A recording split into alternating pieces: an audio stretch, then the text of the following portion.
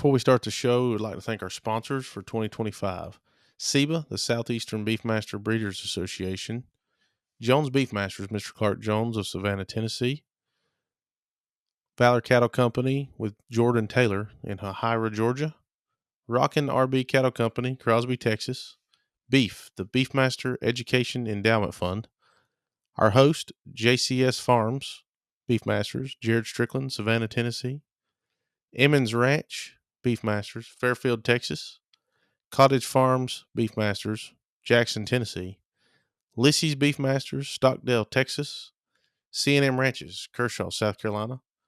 Our other host, G&M Cattle Company, Josh Morrison, Taylorsville, North Carolina. And Sea Shepherd Beefmasters, McAllen, Texas. Thank you for all your support. We couldn't do it without you.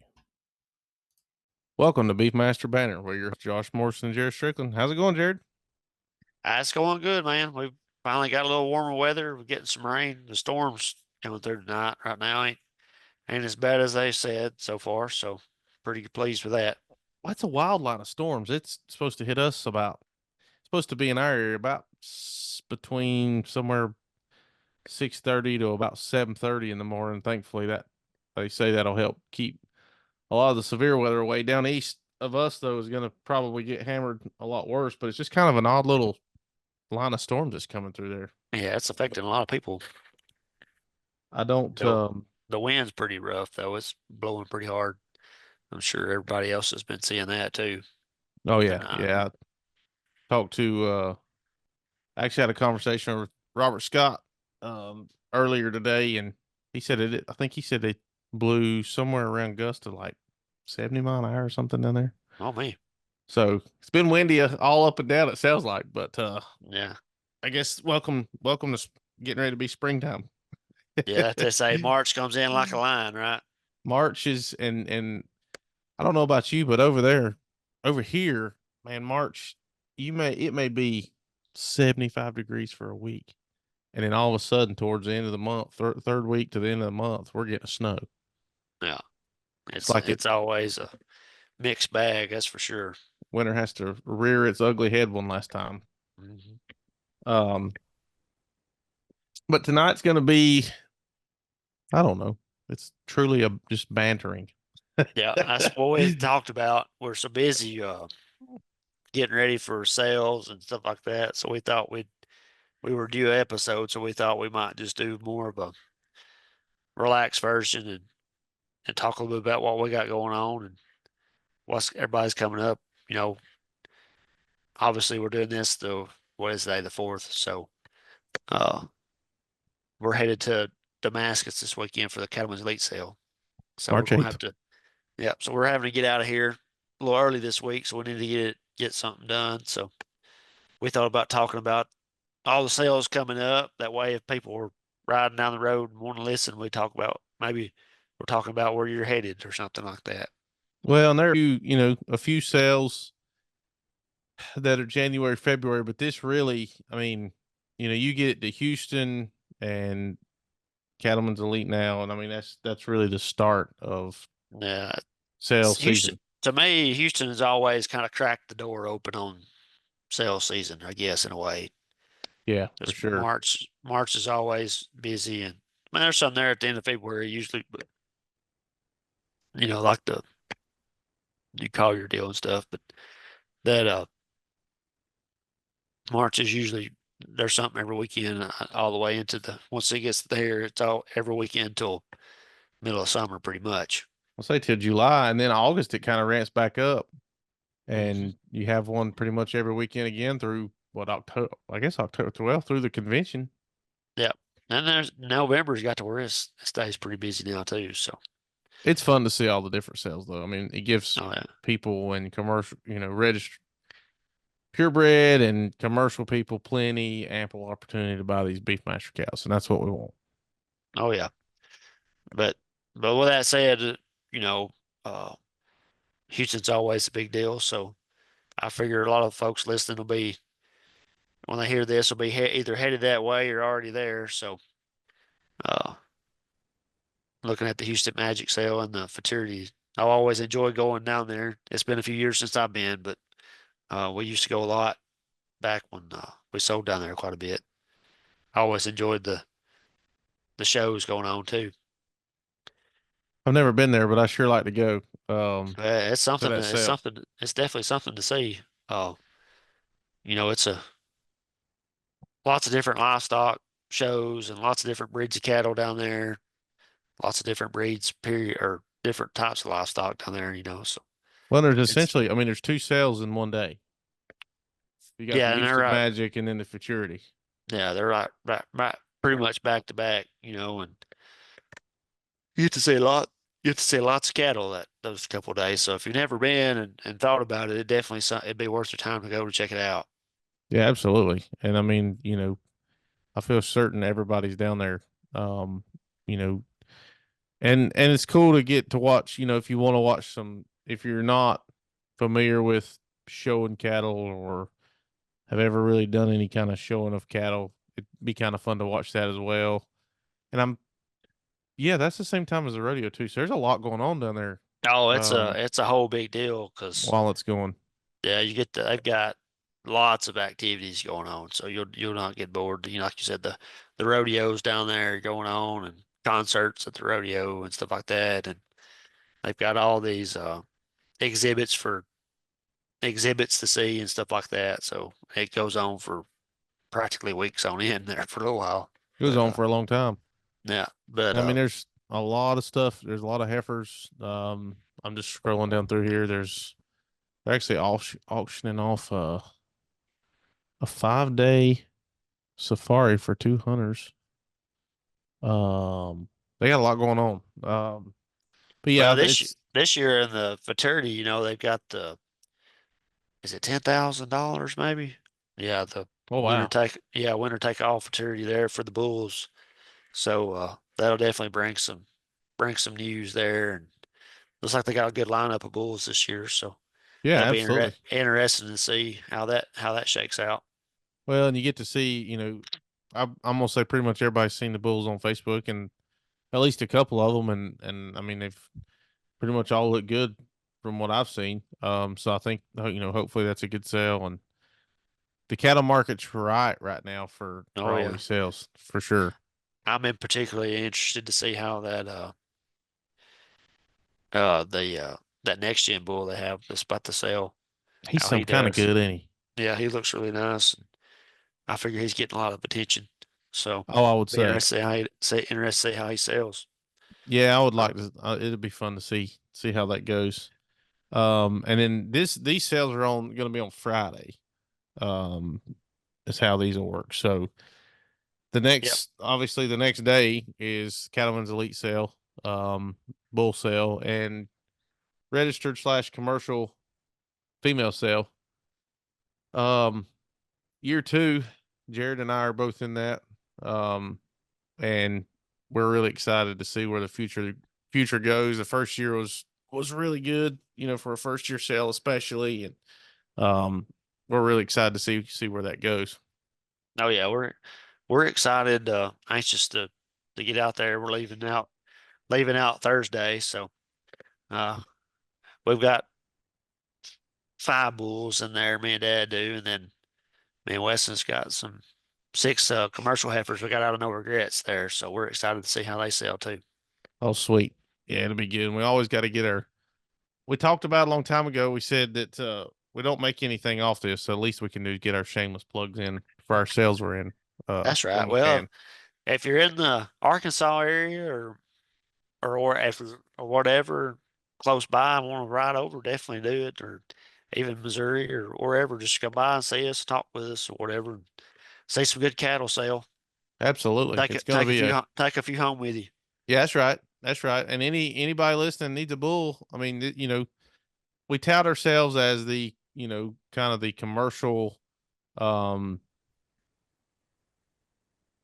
commercialman's, I guess Yeah, you'd say, it's a place to good buy solid bulls and it's a good solid commercial cattleman sale.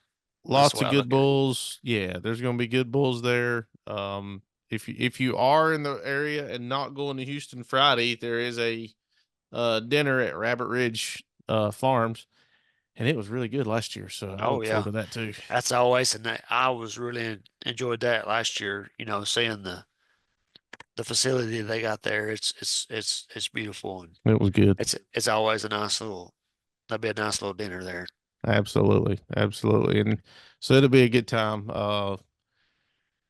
Yeah, this I was gonna tell you what time. 12 o'clock Saturday is what time the sale starts at the Pruitt's Mid-States Dockyards there in Damascus. So yeah, and if you can't, I mean, and it's funny because it's happened to you before. Somebody's at another sale trying to buy something there and watching their phone at this sale or at whatever sale you're at and bidding on what you've got. So it's pretty cool the way technology's come to where you can Yeah. actually do that now. Oh yeah, you could be in Houston and bid live, and then be buying on the phone in Damascus or wherever else you want to be bidding at if there's a sale that day. That's pretty neat.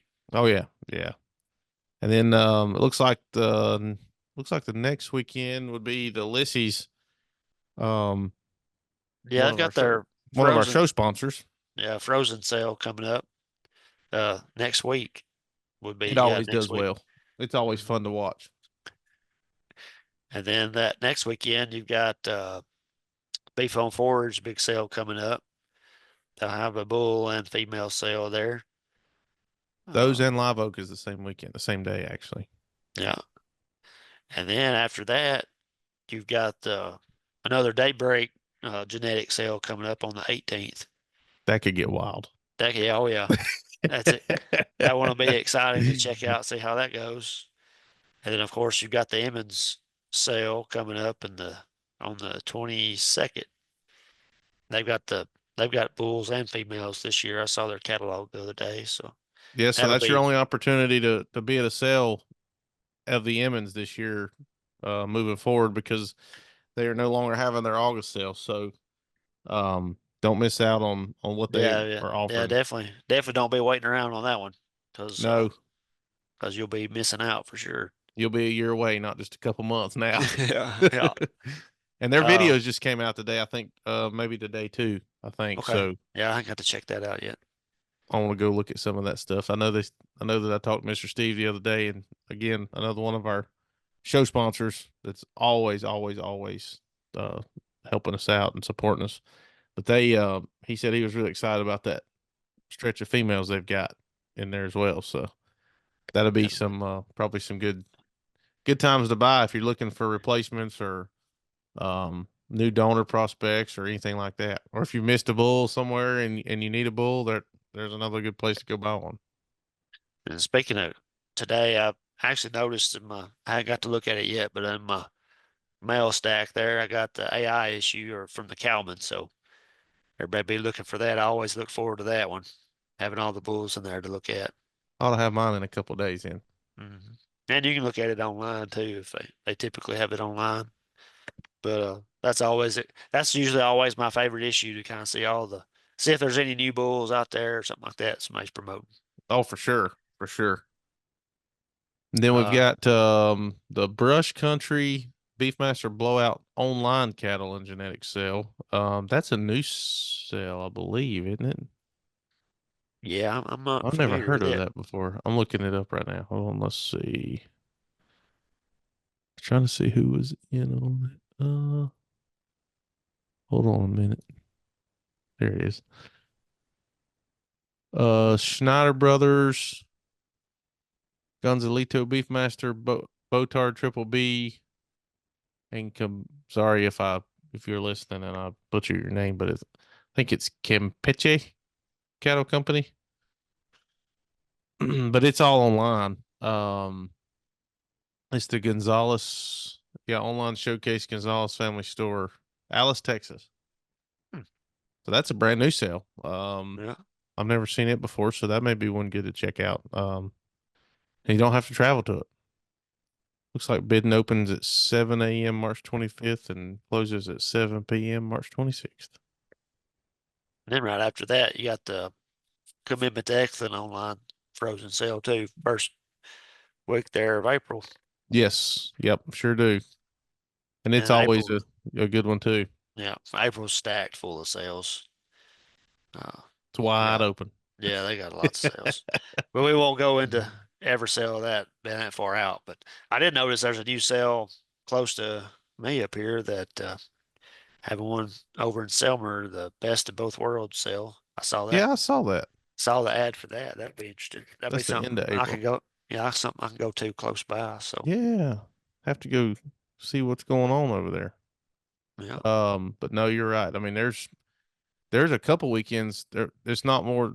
There's at least 2 weekends that yeah, 2 or 3 weekends with 2 or 3 sales each at weekend. the same time. Yeah.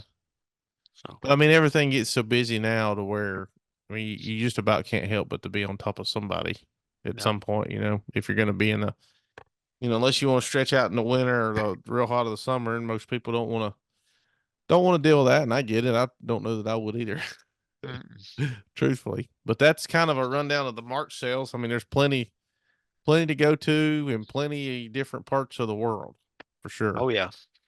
This spring be a good time to get out and network with people, like we've always said. Get out and talk, see some cattle, and learn some more about Beefmasters. Absolutely. Absolutely. Let's get our market share. Let's get our market share numbers up. Man, I'd love to see that come up. Oh yeah. That would be good. But kind of, I guess we're kind of halfway through here. But a couple weeks ago, I guess it's been maybe longer than that now. First of the year, um, we posed a question on Facebook. What do you want to hear? What do you want to talk about? And we have hit one or two of those so far. And we plan on hitting them all. We're just trying to spread things out. But there was one particular person on there that had a lot of different questions, a lot of questions, and we thought we would hit a couple of them tonight. Um, and give you something to ponder on, give you something to think on, and we'll give you our opinions, or we'll give you answers if we know them. If not, if it's just more of an opinion, we'll give you our opinions. Everybody out there by now knows we will gladly give our opinions, whether That's they right. like it or not. That's right. um, I think you wrote them. I didn't have a pen at the time. I think you wrote some of them down, Jared. Yeah, one of them was what's the average price to raise purebreds? I guess our average cost of raising purebreds. Well, I that's going to vary for every person. I mean, and that would be the same way as commercial cattle. Everybody's going to have different costs of production. So I guess my answer to that is I don't know what the average would be. Um, I would say it's more expensive than commercial cattle because we obviously have fees to deal with that you don't necessarily have as commercial cattle, but you also have what I'd call your upfront cost. Typically, you don't, it doesn't necessarily have to be. Like I said, it's going to be different for every person, but the average price to gain access to purebred cattle is typically higher than commercial cattle, obviously. Not always, but typically. So your investment in the cattle will be higher, so your fixed costs over time with the cattle will be higher. Um, Honestly, I mean, we've run commercial cattle and purebred cattle together before, uh, and really at the time of weaning, there's not much cost difference in my opinion on the calf cow herd itself. So uh, I would say you could probably raise them close to the price of commercial cattle, to be honest with you. Yeah, I mean, and yes, I mean, even if you throw some creep feed in there, you're not looking at a ton. I mean, Well, if I you mean, AI, you've got AI costs, but if you just live cover with the bull, you're not. I mean, you don't have a whole ton of cost in them at winning. yeah, and I mean, there's like I said, if you run them as a cow herd, that you're going to try to control what cost you can. I mean, my thoughts with that would be just you know try not to treat it too different. I mean, there's obviously a choice. I mean, right now the cattle prices being where they are, it's profitable to creep feed commercial cattle. So I mean, or something like that. So if you were Very wanting to true. creep feed cattle or whatever, I mean, it's feed costs the same whether you're feeding it to a commercial cow or a purebred cow. Like I said, I think your fixed cost could be higher depending on what it costs you to get the cattle to start with, or and you got to look at your replace it. Like if you're using them as replacements, purebred, you got to kind of look at your opportunity cost of what you could sell them for versus what it's going to cost you to keep them in a way. So, like I said, that's a hard number to get across. I mean, the way I look at it is, Tennessee, I'd have to look back at the numbers. Your cost of running a cow every year is get more expensive every year, seems like. So, I mean, let's say if it's we have master beef classes, and I ask in a survey, what's your cow cost? And it'll range from $600 all the way up to 1,200. I mean, you just, if you even know what it is. So I guess that's my answer to that. Well, but I mean, once you figure out what your cow cost is, not necessarily. I know it's a little different than what they were asking as far as weaning, but once you get established what your cow cost is a year, I mean, it's pretty easy. That generally is not going to change, but a couple dollars here and there. So I mean, let's just take $1,000. If you said it cost me $1,000 a head per cow, that's my cow cost a year, 1,000 a head. Let's just use that round number. Then when you sell a calf off of her, you just need to, each year, because you're going to sell one calf unless you flush her, and then that's a whole different ball game. But if you sell one calf a year off of her, you just take that $1,000 off of, and that way you know exactly what you made if that's what you're trying to figure out. Yeah, and I guess the difference between commercial and purebred, obviously, typically if you're selling a purebred animal, you're selling them as seed stock or some type of replacement breeding animal. So the age is older, obviously. So you're going to have more in them over the long term, but it may not. I mean, it costs quite a bit of money. Let's say if you feed cattle out for a fat calf, I mean, you're going to have right now you're running into thousands of dollars. So I mean, it ain't going to be much different. No, I agree. I think it's going to be real close. Um, that's a good segue into the. Um, I know we've got a couple more questions, but I'm going to Yeah, go ahead and hit this. one. Well, go ahead. I was going to since we were talking about prices, everything going up. I felt like it was a great opportunity to. One of the other questions that this particular person asked was, what justification does BBU have for upcharging everything and increasing dues? Now, here's my hot take. We get a hot take anymore every episode. The short answer is because everything else in the world's gone up. They eventually have to go up on something. I mean, they can't, and we've beat this dead horse quite a bit, and I know we talked about it more in depth in an episode, maybe 2 or 3 episodes. It's been a couple episodes ago, I think. And we kind of hit on this pretty hard, with Dr. Bauer, and the reality of it is, folks, nothing has gone down in the last 3 years.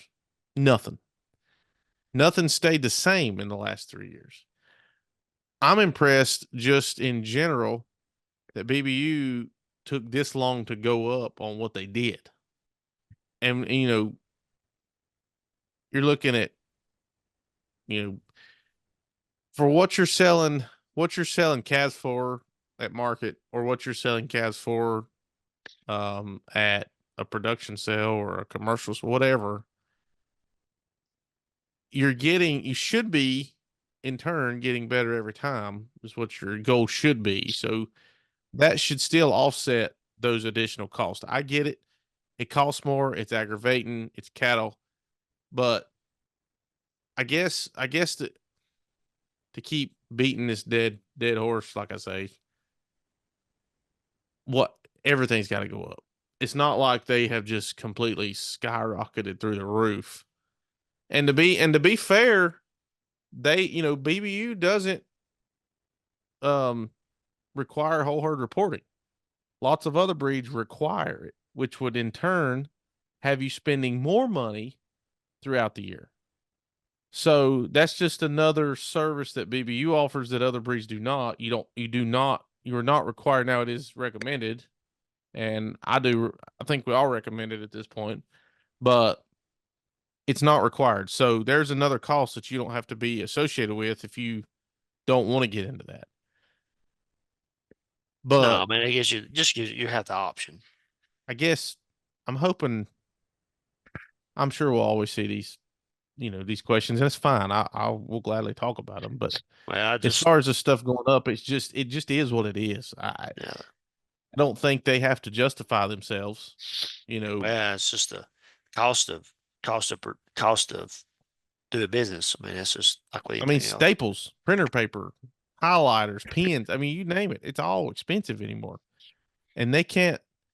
BBU can't keep eating the costs that they were eating without going up and stay in business. It's just that at that point it's just business.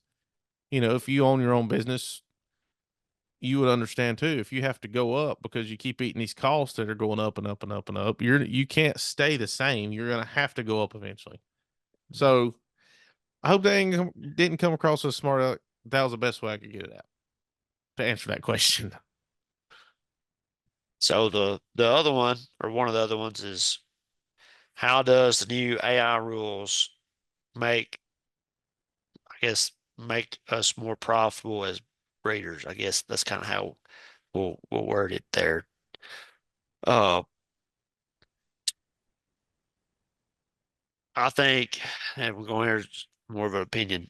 Um, you can choose. You can't really. I mean, the way I look at it, when you take the DNA, which the new AI rules, you have to take DNA on the calves. The way I look at it is our goal is to have more DNA in the system to help make our genomics be more accurate. You get a more accurate EPD, which is good for you to be make better decisions as a breeder, which we would hope in the long term makes you more profitable. But also, when you sell an animal, that buyer has confidence that, hey, this is exactly what is stated on the paper. You end up, because we've always had these deals in the past. You AI cow, you get the calf, it's close to the middle between the birth date, after birth date, whatever, and you say, well, hey, it's this, but you never DNA it. The guy buys it, takes it home, say, hey, I want to DNA it, see what it is, and it ends up being something else. The cleanup bull got it, and then we've got this confrontation, or maybe not even a confrontation, but a dispute to say, well, you sold me this and it's not this and all that. So that's the way I see it. It's going to make you more profitable by fetching more dollars for your animal due to the accuracy of EPDs, also due to the accuracy of the parentage verification and the confidence the buyers will have in your animals. And also, from your standpoint as a breeder, you know what you got. You can stand behind it. Yeah, absolutely. And I think, just kind of adding a little bit to it, and it's kind of echoing exactly what you were saying, is it's just a matter of um knowing what you've got. It does nothing but help your cows that's having these calves, because the more genomically enhanced EPDs and DNA you can get, the more accurate you're going to be, the more profitable you're going to be long term, because you know how to better select for your animals. You'll be able to tell over a few years if that cow's costing you money, or if Mhm. it's making you money or breaking you even, or what. I mean, in my opinion, if you're breaking even, you're still losing at some point. But it's just a matter of accuracy, like you said, accuracy, more peace of mind, and you can sell a better product in the long term. And that's what we're all after. That's that. So another one we're looking at here, why has semen prices shot through the roof? Hmm. So I think that's a relative statement. There are some semen prices that are higher as far as at auction. And there are also stable semen prices that have not really changed. Uh, I think partly why you're seeing higher semen prices at auction is because breeders have limited the supply, for one, of I'd say a highly in demand animal. And the technology of IVF has made it to where you can pay more for that semen and get more calves through that technology. Because they can, if you line up a bunch of donors with, say, Transova to do reverse sort on 10 cows, you may can get, depending on how many embryos or oocytes you get, you may only need a straw or two to get lots of embryos, which then obviously makes that, and then maybe heifers too, makes that semen at, say, for Daybreak example, $10,000 for that straw semen, but you may scatter it out over 80 embryos, or something like that. That's just a number thrown out there. But that gives that semen a chance to reach those limits or high upper end limits of what you would think back before that technology would think, well, that's crazy. Yeah, But right. but you're obviously, and then you see another thing is you're seeing some of these embryos bring a lot more money than normal too, which obviously makes the semen worth more. And then it's just supply and demand is on the stuff that's in high demand is making them go up too. So I mean, it ain't just Daybreak. There's others out there, that it's in limited supply, but people want it, or it's in demand and they're going to beat it up. I think a lot of the semen it still may be in demand, but there may be enough supply out there that $50 a straw, or still there's a lot of $30 to $50 straw semen out there. I mean, and it's been that way for a long time. So, Yeah, yeah, absolutely. but you take like a lot of those bulls, like Ring of Fire, Sugar Britches, maybe some others, the Primate, things like that. There's just not enough supply out there to meet the demand, so it raises the price raises, obviously. No, that's right. And I mean, especially when one dies, regrettably, and they were a good bull, and especially if they've been around a while, that stuff's going to skyrocket. There's just no, I mean, people want it, and it's in Well, demand. I think it's a good thing to see, yeah, well, I mean, truthfully. it just shows, if I mean, it's just like anything. It takes two people to bid something to go from it could, go to wherever, whoever's willing to stop, but you take like Painted Tiger's a good example. There for a while, it was you could back in the day, back when he was still around, all that, you could just get all you wanted for I can't remember how much, but like 25, 50, whatever it was, get all you wanted for that. After here it is 40 years later, or however long it's been, all that supply has dwindled. And there for a time, he become kind of a hot commodity and prices on semen went way up. But now, you know, even though supply is still short, there may not be as much demand for it now because then maybe we're on to something different. So it's been ebbing and flowing the whole time this has been going on. So it's just, even though it seems to bring a lot of spotlight into because we have had, you take like Daybreak, record price semen sales and stuff like that. And some other bulls have obviously went high too. So it, uh, it brings a lot of spotlight on it, but it just into, I think it's just in today's dollars really. Yeah, I And think so. the technology has changed it to where people can pay a little more for it and make it make sense. Well, technology has changed in that way, and it's also changed in the way of marketing. I mean, you can get this out to way more people now at the click of a button. I mean, and it be at everybody's face. It's pretty impressive, and I guess, and it's a good thing that technology is that way on that end of it because just like mine your product for the bull sale coming up, we can get that out to more people than if we were to have to like, you imagine if you just tried to text everybody that you could possibly text videos and catalogs and info, and now you go to Facebook, you hit share, and who knows how many thousands of people see it. I mean, Yes. it's really nice to be able to do that, and I think that's what helps with these more, and I don't want to say more marketed bulls, but kind of that's been more mainstream. The bulls that are more mainstream, I guess you could say. I mean, everybody tries to market their bulls, so that's probably not a great example, but you know, um, getting in, and it goes back again and knowing your market, getting in with the sale consultant that you like, that you get along with, that can sell that type of animal or that type of semen, at a premium, certain sale managers probably are better at different, they're better at different things. And there's not taking anything away from anybody, but if this animal, this sale manager, this sale consultant can sell better than this one, you just kind of have to. And I would tell you to work with all of them because they're all, everybody that I've ever dealt with, Bruce Robbins, Trey, Mike Green, everybody's really, really helpful and they all work with each other. So it's a great thing to have that. But I think that goes into why things have went up as well as far as that goes. Yeah, I agree. And I think we should take it as a good thing. Yeah, I agree. I mean, I don't think it's a bad thing. I mean, that just means yours has the possibility of doing the same thing at this point. So, and I mean, anybody's animal can bring any amount of money, or semen can bring any amount of money any given day. So, I think it's a great thing that these big numbers are showing up, and I think it's good. I think it's fantastic for the Beefmaster breed that people are wanting to spend that kind of money to continue or get in or what have you with it.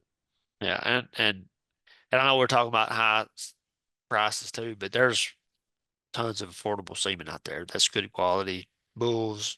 So don't take it as they're not. I mean, there's plenty out there. So Yeah, and it just goes into doing your research. I mean, you can look into Cowman. There's I know Mike Green keeps a semen list in there, and generally it's you can find it pretty much any price range you want there. Call again. It goes back to getting out, calling, talking to people, message them. Get your mentors and talk to them, and because everybody knows somebody different. I promise you, especially in this breed. But well, yeah, it's time to get hopefully ready to everybody go. like that. Maybe so. I hope so. It's time But to anyway, get it's ready. time to Yeah. go. Time to get ready to go sail. I reckon. Shoot, yeah. Everybody that listens, let us know if you like this type of episode or if you like more of a script episode, because I mean we can kind of do either one. It don't really matter to Yeah, us. this is definitely not scripted. I'll say that. This is just winging it. I have zero notes. I have nothing but me, the computer, Jared on Zoom in front of me, and my cup of water. That's all I've got. Yeah. But yeah, So y'all let us know if you like this type of episode, and if you disagree with us, as always, let us know. If you agree with us, let us know. But we just hope that everybody at least gets something out of it. So, but sounds good. we hope everybody has a great sale season here. And if you see us, if you see one or both of us at Cattleman's Elite, please, please, please stop and say, hey, we like to talk to everybody. So, Oh yeah. but I'm sure, and that goes for any sale any of us are at. We enjoy stopping and talking and hearing about it. So, Oh yeah. but we'll get sale ready and we'll see everybody on the next episode. See ya. Well, we want to thank everybody for listening to the Beefmaster Banner podcast. Please know that we are on Apple Podcast, Spotify, and we are on YouTube. Just search Beefmaster Banner. Please like, share, comment, and subscribe. We love hearing from you. And we'll see you on the next episode. Thank you.